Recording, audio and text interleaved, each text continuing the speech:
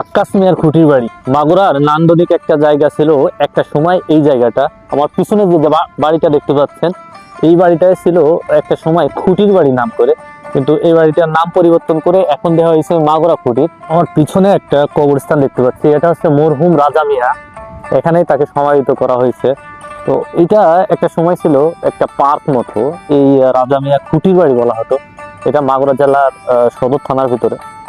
সময়ের পরিবর্তনে এই জায়গাটা এতটাই পরিবর্তন হয়েছে, আসলে দেখে চেনার কোনো উপায় নেই। একটা সময় মাগুরার পশ্চিমে এই জায়গাটা খুবই নান্দনিক একটা জায়গা ছিল। এটা হচ্ছে মাগুরা জেলার সদর থানার ডেফুলিয়া গ্রাম, ছোটফালিয়া ও ডেফুলিয়া পাটকেল বাড়ি 3 গ্রামের পার্শ্ববর্তী জায়গায় এই মাগুরা খুঁটি।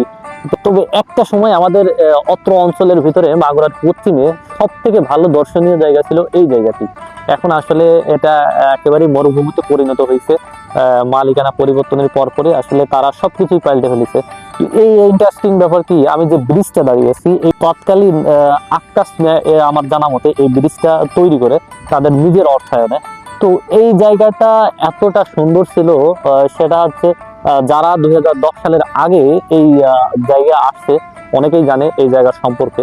তো এটা অনেকেই দেখতে চাচ্ছিলেন। ভিডিওটা আসলে কেমন লাগছে অবশ্যই জানাবেন। ধন্যবাদ।